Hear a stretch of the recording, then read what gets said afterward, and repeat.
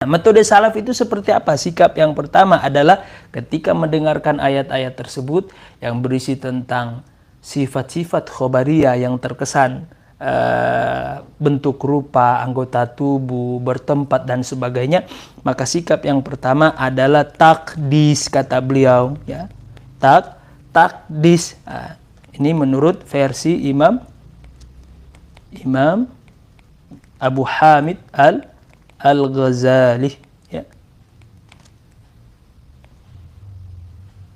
Takdis, ya. Takdis itu apa? Kata beliau di sini, fa'ani bihi tanzihar rabbi ta'ala 'anil jismiyati wa tawabi'iha.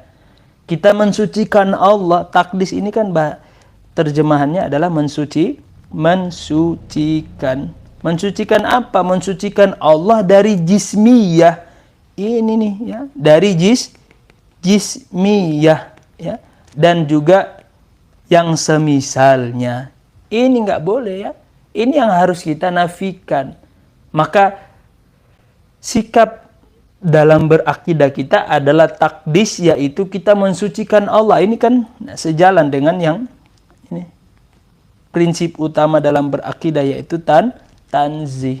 Takdis. Setelah kita mensucikan Allah dari jismiyah, berarti ketika kita menghilangkan Allah dari jismiyah, kita menafikan Allah dari jismiyah, itu otomatis berarti kita mensucikan Allah, ya.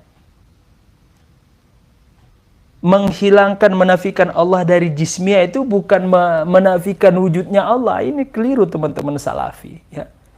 Kita sering menjelaskan bahwa wujud itu, ya, secara teori ilmiah ya terbagi menjadi dua. Enggak tiga, enggak empat.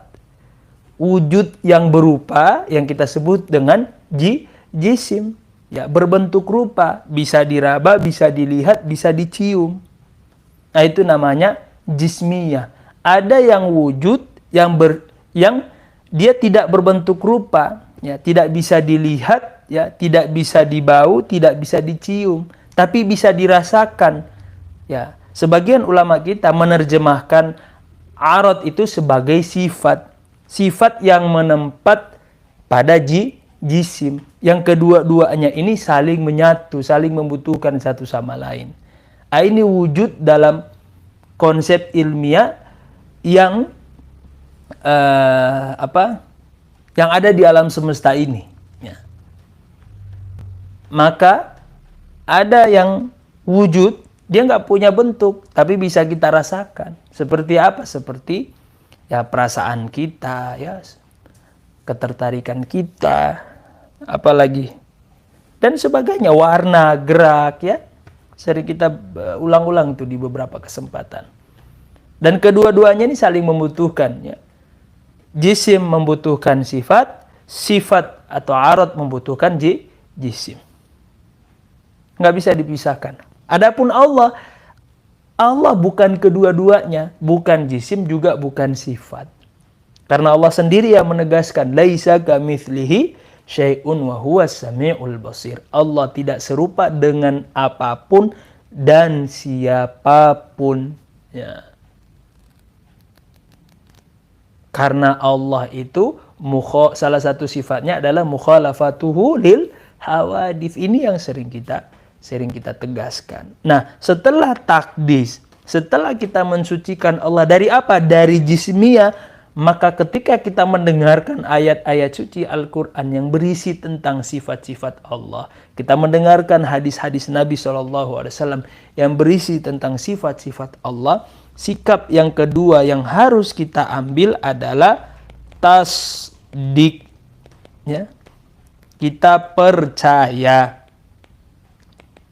Bukan cuma sekadar percaya, menetapkan.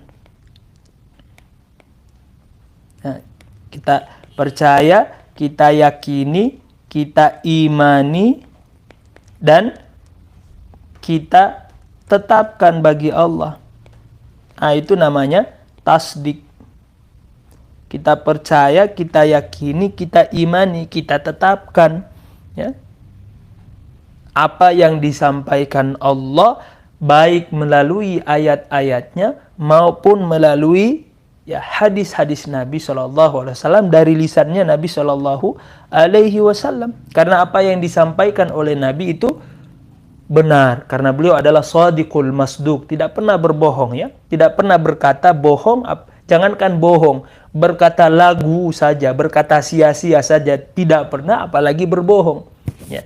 Karena Allah sendiri yang menegaskan di antara sifat Nabi SAW di dalam Al-Quran, ma yantiqu 'anil hawa in huwa illa wahyun yuha. Rasulullah itu nggak pernah berkata abath, ya, sia-sia, nggak pernah berkata apalagi lagun, ya. Tapi apa yang beliau sampaikan murni dari Allah, ya, murni wahyu yang berisi tentang kebenaran. Nah, itu, ya. Ini, ya, di antara sifat yang harus kita pegang ketika kita mendengarkan ayat-ayat mutasyabihat, ayat-ayat yang berisi tentang sifat-sifat Allah. Karena ini selaras, ya, kedua sifat ini, atau kedua sikap, bukan sifat, sikap ini, ya, selaras dengan ayat Al-Quran, ya. Di antara sikap orang-orang mukmin ketika mendengarkan ayat-ayat mutasyabihat, ya, mereka beriman terhadap ayat-ayat tersebut dan mereka yakini bahwa itu adalah min indi rabbina, dari Allah Subhanahu wa taala. Ya, berbeda dengan orang-orang, ya, orang-orang yang punya kecenderungan kesesatan dalam pemikiran dan juga dalam hatinya, ya, mencari-cari, ya, makna yang lain, ya, untuk memuaskan hasrat hasrat kesesatan dalam berakidah.